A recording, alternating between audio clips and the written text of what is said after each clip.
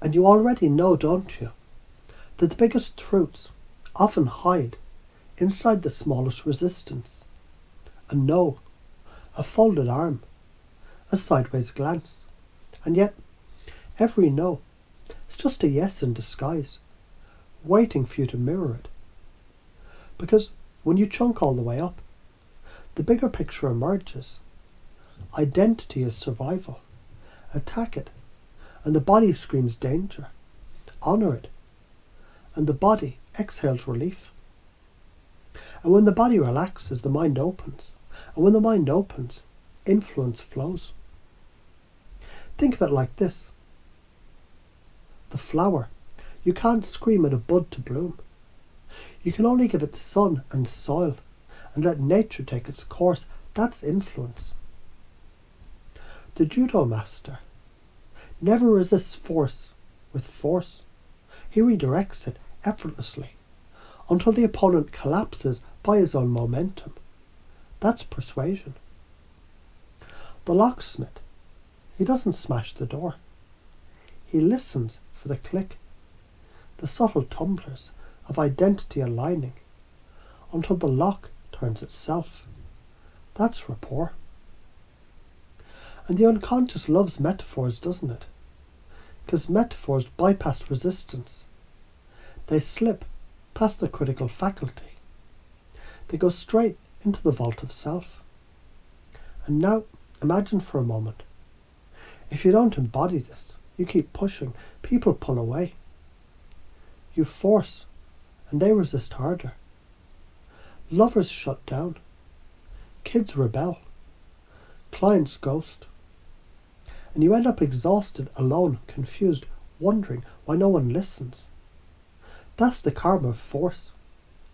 But if you do embody this, you stop pushing. You start asking, why might you?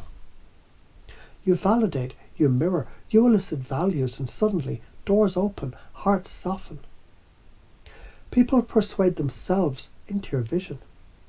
You become magnetic, not because you dragged them there, but because you made the soil irresistible. And isn't it fascinating how one small shift in frame can ripple forward into years of easier conversations, deeper trust, greater impact? And as you listen now, you may already begin to notice how naturally you've done this before. To realise you can do it more often. To let go of the old habit of pushing. To discover how much more effective it feels to flow with resistance. And the more you imagine yourself practicing this, the more your unconscious rewires itself until one day soon you find yourself effortlessly pacing, leading, reframing, without even thinking. This is bigger than persuasion. This is how wars are avoided, how families heal, how communities thrive. Because every conflict on earth comes down to identity being threatened. And every peace begins with identity being mirrored. So when you live this, you don't just shift your own conversations, you shift your relationships, you shift your culture. You shift the trajectory of humanity. So take this in now. Resistance is not your enemy. It's your invitation. Every no hides a yes. And your job is not to shove the seedling upward, but to enrich the soil so irresistibly that it grows itself. And as that truth installs itself deeply, unconsciously, naturally, your future opens in ways you may not have even dared to imagine yet.